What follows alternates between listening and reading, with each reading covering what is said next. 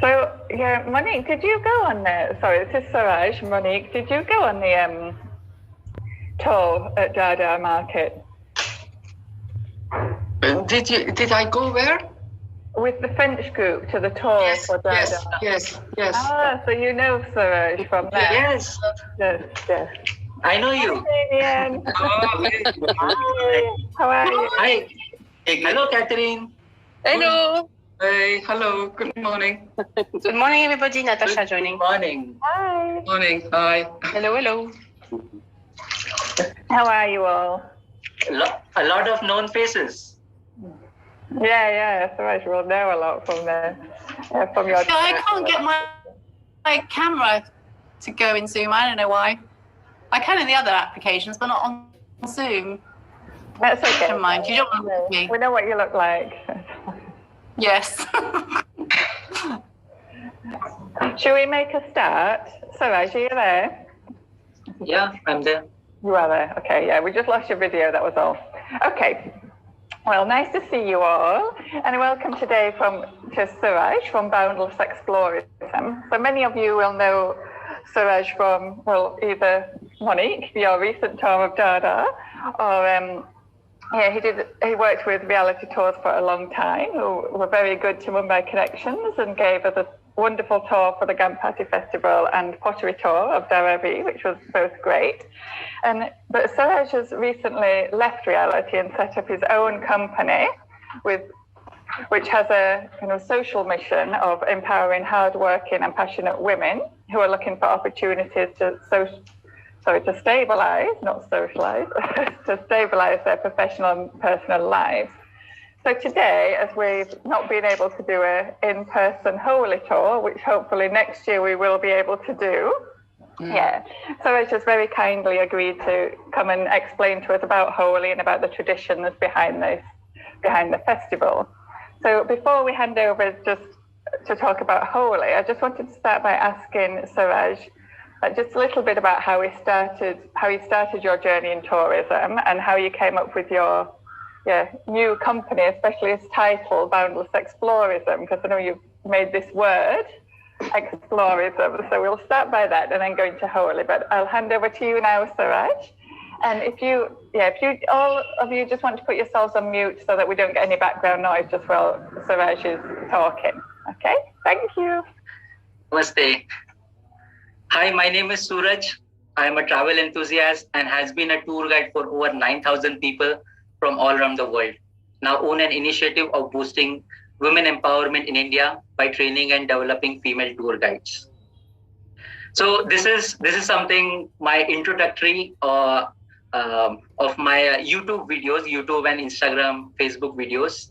I like to use this introductory because this 2 to 3 lines introduce my goals and what I'm looking for. So thank you, Helen. It was a wonderful introduction about me and my company.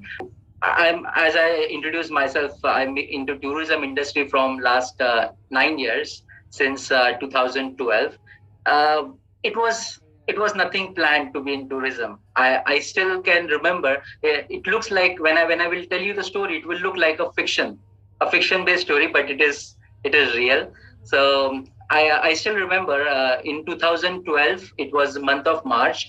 I was coming from my college towards my home. A tour guide was walking with the group of foreigners, and I was very much surprised what he must be doing, and I got very curious. And when I got to know about this is a proper job of being tour guide, and it actually I was very much impressed with this kind of work because I like to talk, I like to meet people, and why I was surprised with this because I didn't knew this is also a profession. So I became fascinated with whatever I got to hear. So I joined Reality Tours and Travel, as a lot of people must be knowing me from before doing the tour with Reality. It was a wonderful journey of 9 years. I've learned a lot of things. I would like to thank Reality Tours. There are certain scenarios, where where people need to move on. So it is nothing harsh, because this all happened unexpectedly because of COVID. I lost my job, and like, since I am jobless, so I just didn't wanted to change the industry. Many people advised me that you have such a wonderful experience and expertise about tourism and planning experiences and tours. So why don't you be in the same industry? And nobody was allowing me. Nobody was giving me job, because tourism industry shut down for a while, and the other industry wouldn't take tourism as a proper experience, qualifying to their job profile. So I was struggling getting a job, and some of my very good friends, wise people, advised me, instead of searching for a job, which is very difficult in these days, why don't you do something which you have the expertise? That's how I got an idea of starting a tour company. And the way I'm nurtured, the way I've been, I always wanted to keep it a social benefiting goals. So I spoke to a lot of people, and tried to find out how can I benefit the society with my organization. So I got an idea, speaking to few people, that female tour guides. Tourism is not very much very well known or welcoming for female, because in my past experience, I haven't seen many female tour guides. So when I got to know about the industry, it is not favoring female tour guides, because there might be many reasons, because it might be outdoor work and not suiting for female. But I thought, if I can make a proper environment for a female tour guide and female development, it can be possible. If female tour company, then it might be a proper environment for any lady, any woman to feel comfortable to work in an organization. So this is my idea, and my company's name is Boundless Explorism. So this is many times people say, what is this name like, Boundless Explorism? What does it mean? So boundless, boundless, without limits, without boundaries. And explorism, there is no such word called explorism. It is I who have invented. So it's a combination of explore and tourism. So togetherly, it is known as explorism. And my tagline is, let your journey begin. So this was a short story about how I ended up in tourism, and my experience and expertise about 9 years, and how I turned it into an organization for socially benefiting. Okay, so about Holi, and it is very sad that this year we are not able to celebrate Holi, and then not having a celebration with the colors. But it is always interesting to know about Holi, to learn about the Hindu festival. So in this explanation, I will first cover the outskirt, the larger part about Hinduism. So I'll first explain you about Hinduism. Okay, so Hinduism is a set of religion and tradition which started mainly in India. It's very difficult to define the religion, as there are so many beliefs and ways of praying as a Hindu. It is the third largest religion in the world, with approximately 1 billion believers. And out of those, 890 millions live in India. It is the oldest living religion as well. Unlike other religions, Hinduism has no main founder or religious book, as there is Bible in Christianity, Quran in Islam. In Hinduism, there is no one particular holy book. There are multiple of them, which I can come to that later on. So it is often said as in Hinduism, there are a lot of gods. So there are approximately 330 million gods and goddesses in Hinduism. So I would just like to break it, how this figure came about. So in Hinduism believes in reincarnation. So there are three main gods. On the screen, you can see the image. The first one from the right to left. The first one, it's Lord Brahma. The middle center one is Lord Vishnu. And the final one is Lord Shiva. And you can see Lord Brahma is worshipped as creator.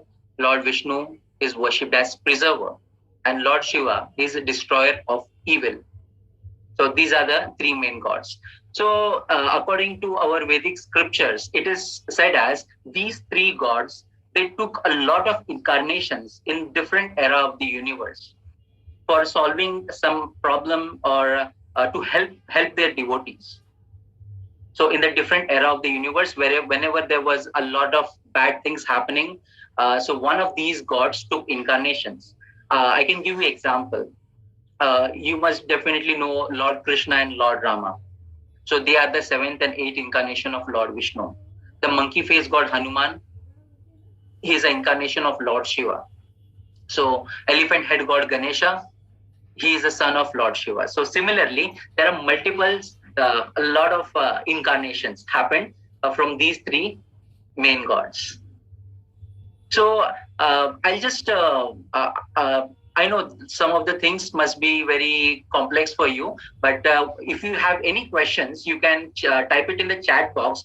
I'm looking in the chat box, and if the question is fitting to my current explanation, I can grab that question. But don't worry. Later on, after my explanation, we will have a quick Q&A session about this explanation.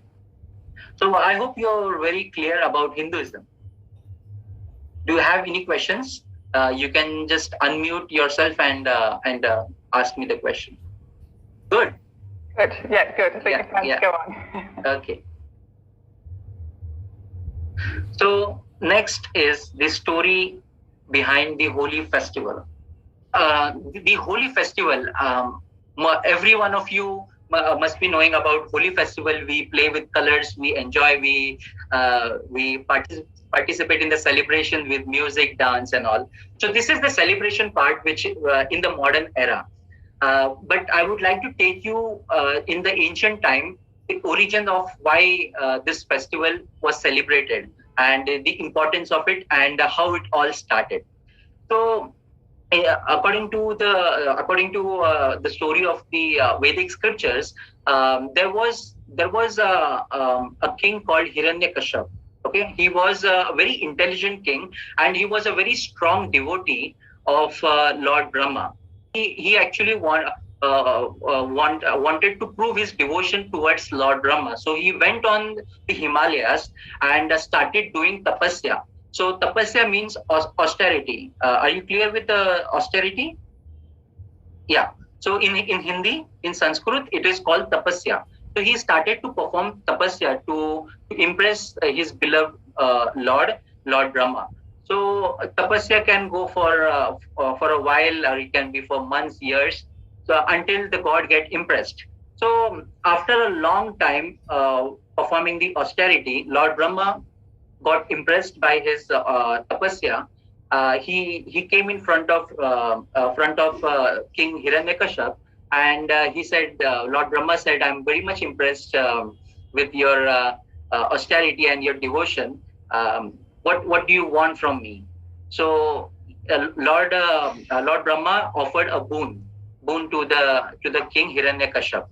So Hiranyakashap, he actually asked a wish. He said, Hiranyakashap was very intelligent king. He wanted to be immortal. His wish was, I should be immortal. But he twisted his wish in such a manner. He asked, "Let my death not come to me, neither by a man or an animal, nor devil or god, neither at the day nor at the night, neither indoors nor outdoors, neither on the earth nor in the sky.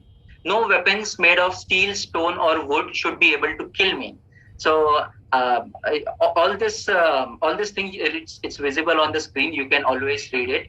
So this was his wish, which is actually, he twisted. Instead of saying "make me immortal," he twisted in such a way that he becomes almost immortal. So Lord Brahma said, "Tathastu." Tathastu means I fulfill your wish. So then an explanation of Holi from the American Women's Club. Very nice. Sorry. We have somebody called Suraj. Somebody. I've already Jinx. So we've just had Jinx join us. Okay, should I continue? Yeah, continue, sorry. Okay. Hiranyakashap, being a very intelligent king, he twisted his wish. Instead of saying "make me immortal," he actually enlarged the wish in such a way, just trying to be intelligent. So Lord Brahma fulfilled his wish. He said "Tathastu," which means "I fulfill your wish. I grant you this blessing." So after knowing that the Hiranyakashap is immortal now. He believed that I am immortal because with my intellect I have received such a boon from Lord Brahma, which makes me immortal. So after this, as you can see in the next picture, Hiranyakashap becomes very dominating and egoistic. Because he knew that I am immortal now. Nobody can harm me. Nobody can kill me. So I am immortal. So he started being very dominating and egoistic. He ordered to the people of the kingdom that I am immortal. I am as same as God now. So he ordered in his kingdom nobody should worship any other god. Everybody should worship only him. So this was his order, and whoever didn't obey his order, he would kill them. So he started to be very powerfully dominating and became very egoistic. So everybody in his kingdom started to pray him, started to follow him, worship him as a god, forcefully actually. But there was only one person in the whole kingdom which didn't obey his order. His name was Pralad, and he was no one but his own son. His own son, we call him Bhakt Pralad. Bhakt means devotee, and Pralad is his name. So devotee Pralad, we can call him Bhakt Pralad. He was a very, very strong devotee of Lord Vishnu. So Lord Vishnu, who is preserver. So he said, my only Lord is Lord Vishnu, and I worship only to Lord Vishnu. Nobody else can take place of my Lord. So Bhakt Pralad was such a strong devotee that he always used to chant Lord Vishnu's name. Whenever he was in some kind of trouble or some kind of problem, he used to fold his hands like this, and he just used to say, chant Lord Vishnu's name. Lord Vishnu used to protect him with any kind of trouble. So after telling many times to his son Pralad was not obeying his order. So he got so angry. The king got so angry, he planned to kill his own son due to his ego, because his ego was getting hurt that this small boy is not obeying his order, although the whole kingdom is obeying his order. So he decided to kill Pralad, his own son. He ordered his ministers to kill him, and they did many tries, many attempts to kill him. Like, for example, they put him in a room full of poisonous snakes. They tried to throw him from the great height into the waters. They tried to leave him in front of a mad elephant so that he gets stamped by the elephant. They tried many ways, but every time Pralad was in trouble, he used to just fold his hands and chant Lord Vishnu's name. And miraculously, he was protected by Lord Vishnu. So after so many attempts, by the ministers of the king Hiranyakashap, all the ministers were getting failed to kill Pralad. So what Hiranyakashap did, he called his sister. Her name is Holika. So now you're getting familiar with the name. Holika is the name of Hiranyakashap's sister. She had a blessed overcoat, an overcoat which makes her almost fireproof. If she holds the overcoat on her, the fire will not harm her in any ways. So what Hiranyakashap asked his sister to lift this boy Pralad and walk into the fire. and because she had an overcoat, she will be protected with the fire, and only Prahlad will get burned in the fire. So when she walked into the fire and sat into the fire, again Prahlad was chanting Lord Vishnu's name, folding his hands and closing his eyes. So and miraculously, what happened? Her overcoat it just flew and covered Prahlad instead of her. So in the fire, she got burnt, and Prahlad was protected, and she died in that fire.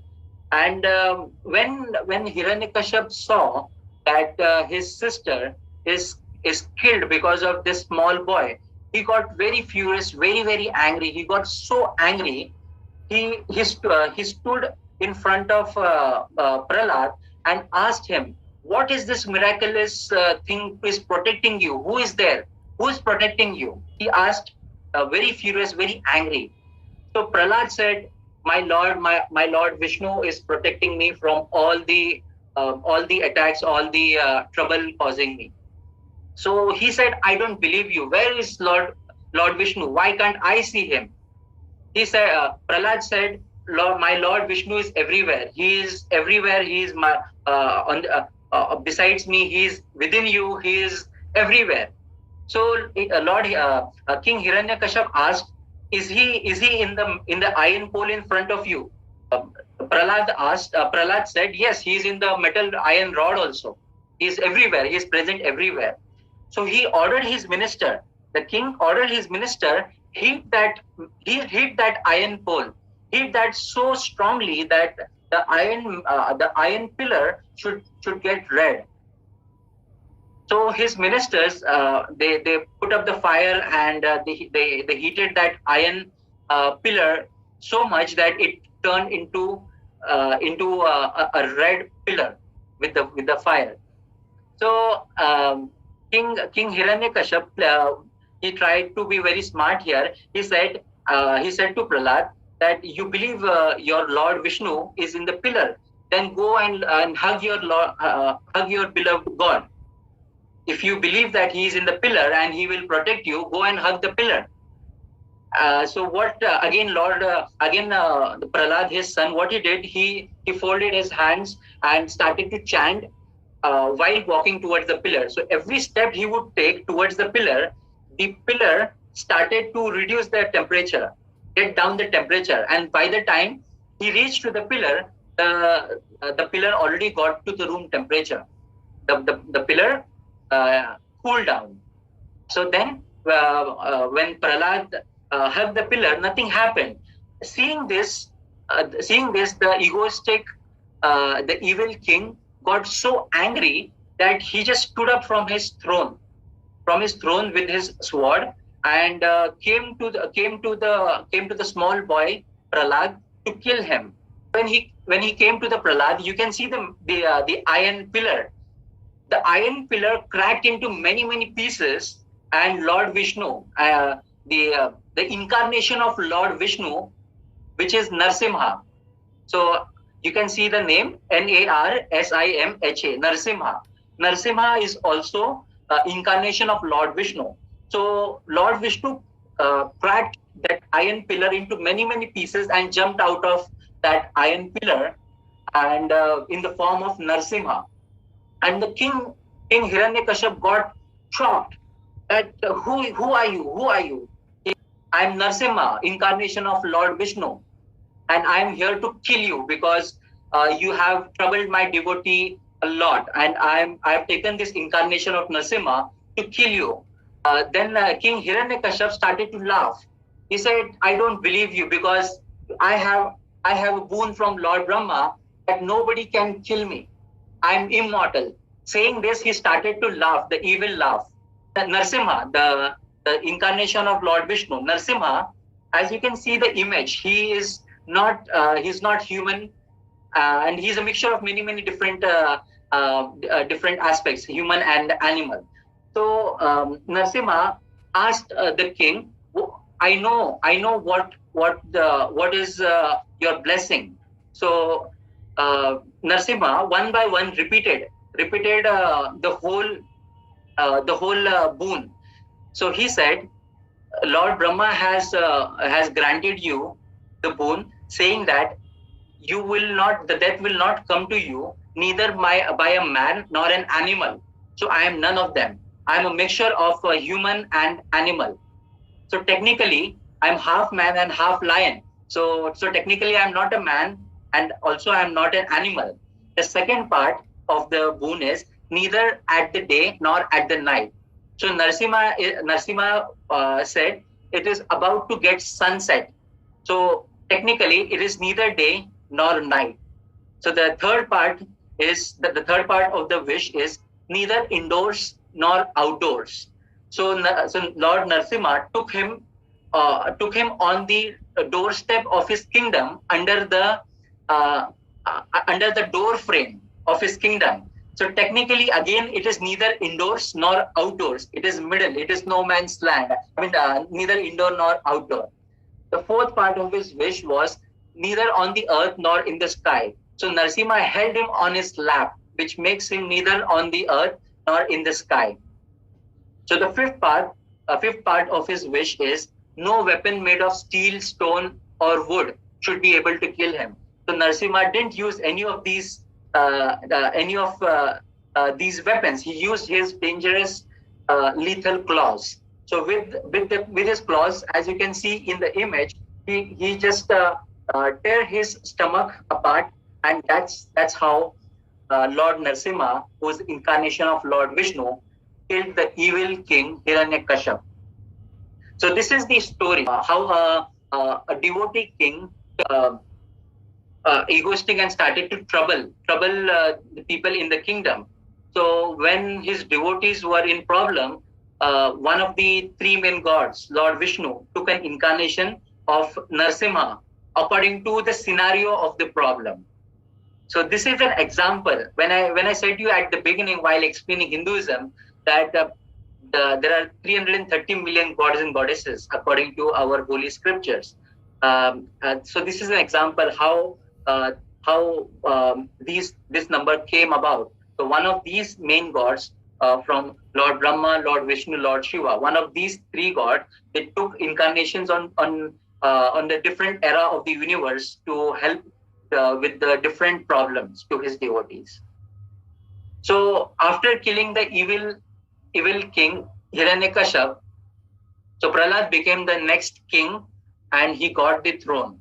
And Lord Narsimha advised to King Pralad, that never get egoistic, never get egoistic with whatever blessings you have.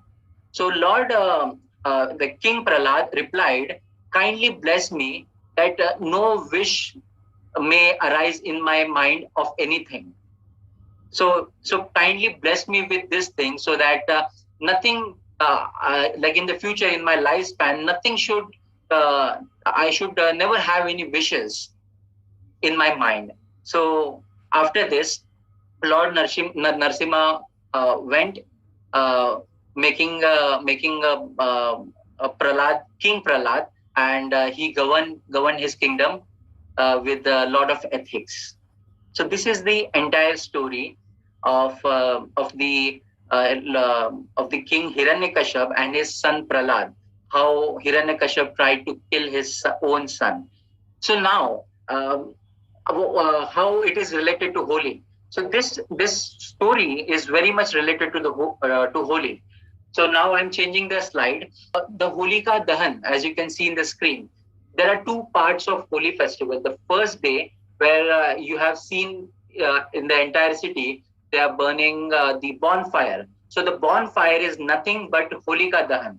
The day when Holika walked holding Pralad in order to kill Pralad, but Holika died into that fire. So Holika Dahan it is called.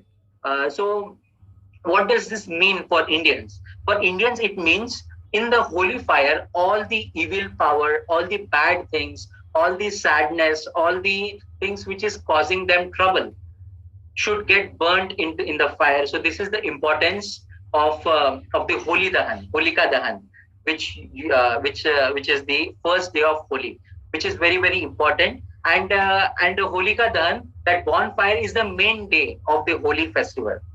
And next day, which is known as playing with colors, festival of colors, is the festive part.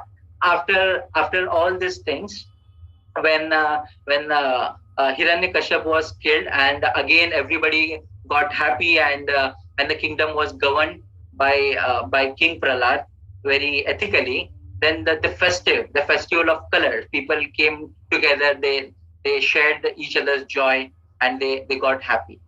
So this is the importance of the festival Holi. So I try to make it long story short, and try to explain you with the slideshow. I hope you enjoyed the story and you learned a lot of things with it. Yeah, we did. Thank you so much, Siraj. Thank you. Do you want to stop your screen share? Yeah. Because we've seen the slides, and then we can see it, and then we can see everybody. Yeah, I'm sorry. Yeah. Here we go. Yeah. Good. That was very. Yeah. There's some notes coming up in the chat that you might like to see. So that was. Yeah, it was really interesting. Thank you. I didn't know any of the background. The only part I know was with the colours, I'm afraid. Yeah. So I don't know if anyone does have any questions. You can unmute yourselves and ask, definitely. I just had one, not about the background at all, but I wondered, I know not this year, but usually, where do you celebrate Holi? Where's your favourite place to do it? It's like, what do you do as a... me personally, or in general? Where do people... You personally, yeah. Like when you're not working and giving people tours on Holi, what do you do as a family? Like, where do you go? Okay, so there are two aspects: the religious, the rituals aspect, and the fun aspect. I like Holi because the first day when I think somebody is waiting in the room. That's fine. So the first day of the bonfire, Holika Dahan, it is compulsory for us, for Hindu families, to pray to the holy fire, and for the prayers we need to make homemade offerings such as sweets. So we make Puran Poli. Have you ever heard of Puran Poli? Puran Poli is like a bread which is stuffed with sweet lentils inside and rolled it up. And every Holi, this is something I like about Holi, because this Puran Poli is mainly prepared for at the time of Holi. So I really like to eat that sweet. So it is very interesting for me. And my mother does all the rituals to the bonfire. I like to just watch. And the next day, the fun part is next day when we play Holi. So since childhood, I like when I was very young, I used to get scared with the colors. So at the beginning, what I used to do, I only used to fill water balloons and throw it on the people, but never go out of my safety zone where people will put color on me. I don't know why. Like when I look back, laugh on myself. Like why was I getting scared in my childhood times? But now it is more fun. So what happens is depending upon the resources, every neighborhood, every society, depending on the resources, their space, they arrange the celebration. Somebody who have better funds and better space, they might arrange a DJ party. They might arrange some colors, water. So the sad part is in Holi festival, because in the modern times, people started to play with water and colors. So there is a lot of the sad part of the festival is there is a lot of wastage of waters, because when you throw colors on people, of course they need to wash, and they need to wash for 3 to 4 times so that the color should get cleared away. There's a couple of questions popped up on the chat. So one from Jinx, how does Bang, is that right? Bang fit into the festival? Okay. So Bang, so this is something cultural. Bang is cultural. So it's naturally, bhang is not a drug. It's not a drug. It's not a. I mean, It's a drink. yeah. So actually, bhang is a herbal leaf. Okay, it's a herbal leaf which Lord Shiva used to consume. Okay, according to the holy scriptures, Lord Shiva used to consume bhang. So it is an offering. Basically, technically, it is an offering. Bhang is nothing but an offering because Lord Shiva used to consume bhang. So bhang is the leaf. So there is a natural way of preparing bhang, and then there is an addictive way. The addictive people, what they do, they make it more powerful. They make it more strong, so that they will get high. Okay, so the bhang which is prepared for community, it's hand grinded. It's hand grinded and it's mixed up with milk and some dry fruits. The attempt is to make it in a healthier way, with milk, with dry fruits, with some kind of sweetener into it, and make it like a energy drink, but with the bhang leaf. So consumption of bhang leaf, it has some natural property that when you consume that bhang above the limit of certain proportion, it will take you high. Okay, it will take you high. But people, some people they drink a lot on purpose to go into high. So there is a like a natural way of consuming this in a limit. When you consume this in a limit, like a glass or so, nothing is going to happen. But when you consume it more than the proportion, you drink 4, 5, 6 glass just because it will take you high, and you would like to be into that high zone. So then it might take you high. And I will also give you remedies what to do, because sometimes if somebody trick you to and you just to having bhang without knowing, you drank something and it was containing bhang.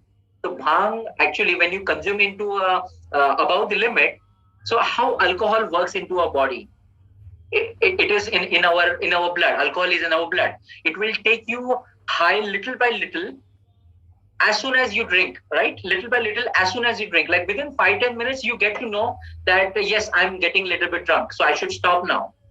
Bhang, it is very, very difficult. Bhang will not show its symptoms for more than 1 hour. Like, for example, you drank one, after 10 minutes, you drank one more glass. Because nothing is happening, you keep on drinking 4 or 5 glass. After 1 hour, 1.5 hour, bhang actually do not goes in the bloodstream, but it goes to the brain, to the nervous system.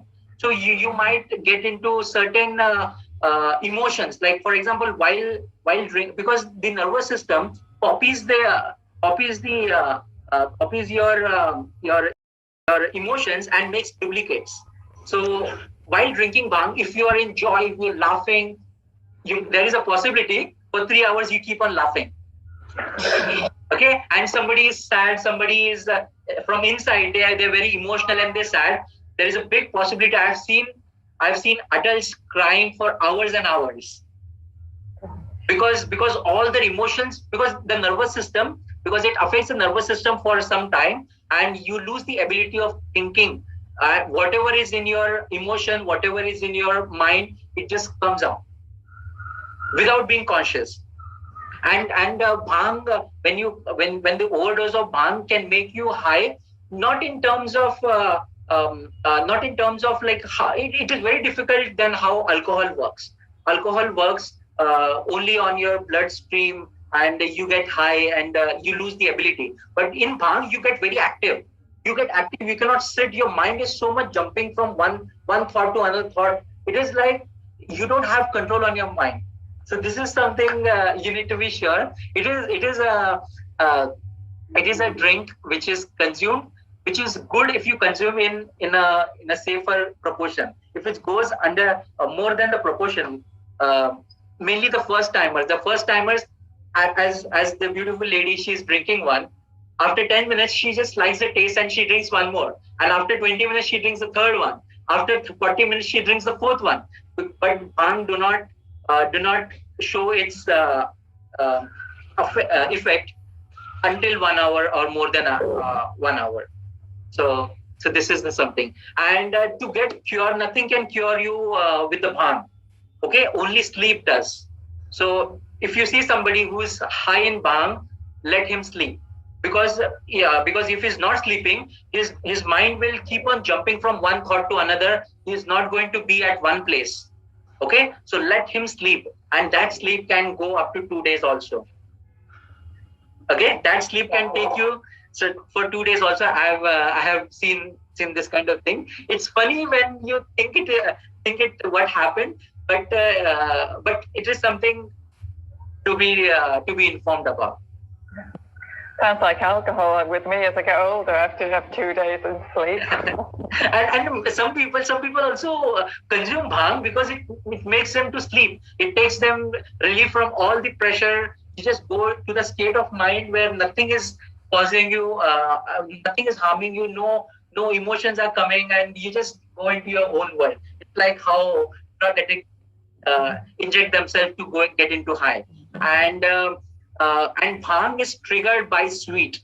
Okay, like after consuming bhang, if you ever eat sweet like jalebi or something, chocolate, it will trigger 10 times. Okay.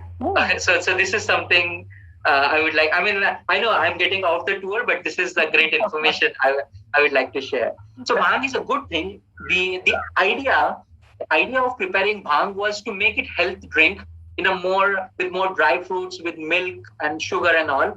But yeah, everything has a bad effect when it goes extreme. Like consuming 1 glass will not cause you anything. Yeah, over time. We've got another couple of questions in the chat. So, yeah, Carolyn, I don't know if she's there. She just asked, how did most people celebrate Holi this year? Okay, so as everywhere, many people were restricted. The societies to gatherings and all was not allowed. But still, in India, this is a harsh truth that in India, nothing can stop you performing the religious rituals. Okay, so religion is very, very above. The beliefs of people is above everything. So many people, they did the bonfire, but like overall they did a bonfire, but there was no gathering. At least in my society, there was no gathering. They did the bonfire. Anybody wanted to come and do the rituals to the fire, one by one, they just independently came and did the rituals to the fire, and then they went home. Fire in the temple or at home? That was another question that's come up, it seems. No, the festival, it is not about the temple, it's about the holy fire. Okay. So you can just imagine the holy fire is the temple. So people would go with the offerings, with the sweet dish to the holy fire and pray them as Holika Dahan. Holika was burnt. The evil was burnt in the holy fire. They pray, like, take all my sorrow, take all my bad things, all my trouble, and may it get burnt in the holy fire and pure, and make it pure. Make my environment pure. Make my emotions pure, and take all the trouble away. So the prayer is to the holy fire. Okay. Good.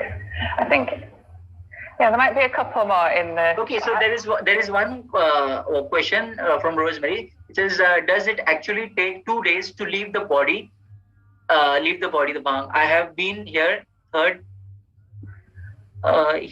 third of the time.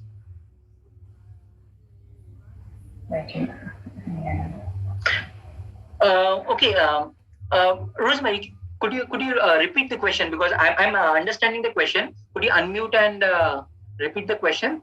I can explain to you. Is Rosemary available here? Hi. Yeah. Can you hear me? Yeah, I can hear you. Could you repeat your question? No, I can't get the video. Sorry, it was so fuzzy. I just was curious. Does it take No less than 2 days to leave the body? The overconsumption of it. I have seen somebody who have slept for 2 days because because the person's body goes into a state of mind where he's just relaxed. He doesn't his nervous system is affected with bhang. It goes to sleep. That's how he cannot do any activity because he's having a bad hangover. I'm just telling you the effect of overconsumption. If somebody is having just a mild one, just as everybody is having it will not affect the overdose of harm. And there are many, the hundreds of people on the holy day, they drink bhang as a holy sweet, as a blessing. So nothing happens. In fact, I visited my friend's home during the Holi festival.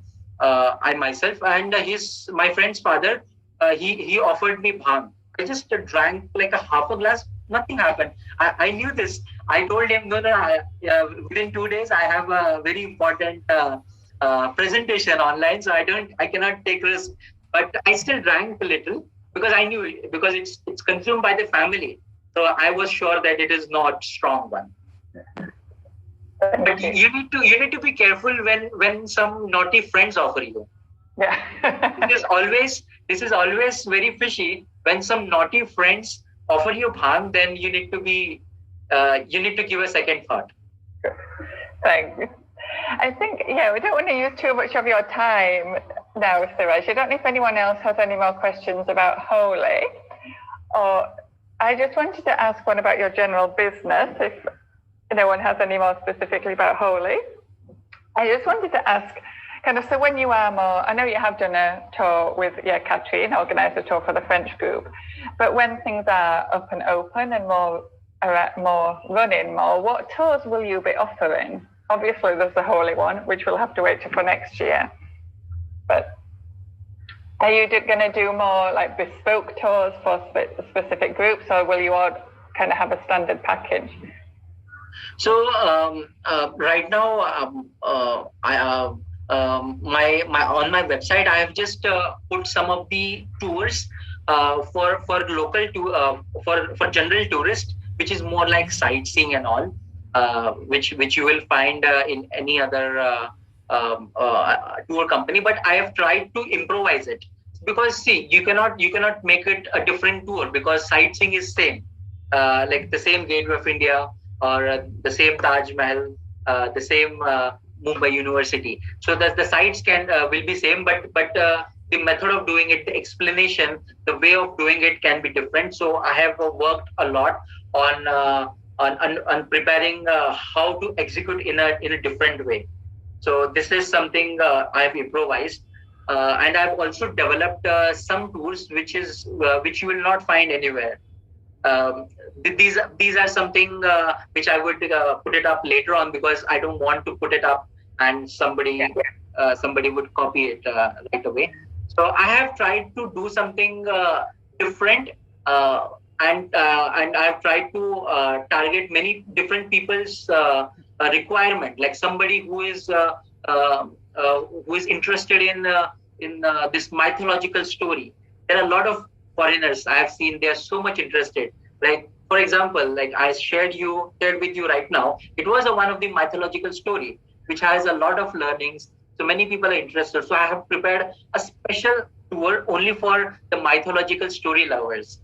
So this is something I have made. And similarly, there are different products which focuses on different customer requirements. So this is all for general tourists, and I'm also planning to develop certain experiences and products for expats.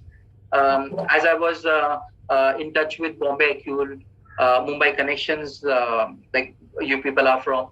So because expats, they already been to most of the part of the city, and they have been. So it's no fun visiting the same place. But there are lots of cultural aspects which is not touristic. So like the other one, the other flower market. So I think I think no foreigner must have done that workshop. They must have visited the flower market, but I don't think somebody must have done that flower garland making with their hands and with the needle and with the thread. I'm seeing Monique is smiling. She can remember. I remember you did a very good job in making the flower garland. So this is experience, and I personally love creating experiences like this. Like in my past company also, I have designed many experiences, and this is, I think this is my expertise. Like if I get to choose my position, choose my area, I would love to be in creating experiences, talking to the people, talk according to the requirement of people. I love doing that. So this is what I've done in the past, and this is what I would love to do. And actually, this is also helping me. This is also helping me creating different products. Because when I speak to somebody, I like to understand their thought process. What is the requirement? Because I don't want to just throw the already made package on them. I like to customize it according to their requirement. If it's not according to them, according to their requirement, it is not worthy for them. It is not worth it for them. So right now I'm operating only in Mumbai, and there are no tourists. I'm operating only for expats right now, and some online presentation. Well, thank you so much. I think we've taken enough of your time. I don't want to I don't want to spend too much of your time, but thank you. I know you've got things to do, but thank you so much. It's been really lovely having you here, and all the best with it. I think it's it was a really interesting talk, and I didn't know anything really about the background to it, only the colours. I didn't really know about the fire, so it's been very enlightening for a lot of people, I think. And thank you. It's really nice to see you again, and I hope we can see you in person soon. Definitely. So thank you very much. I hope you learned the story of Holi festival was clear, and next time, whenever there is an opportunity, you share the story. Doesn't matter if that person is Indian. There is a strong possibility that even that person may not know about this festival. You can pretend to be a knowledgeable guru about the festival. Neighbours, definitely. Good. Thank you, Siraj. I'll definitely do that. So thank you. Thank you very much. Thank you. Yeah. Bye bye. Namaste. We'll send them.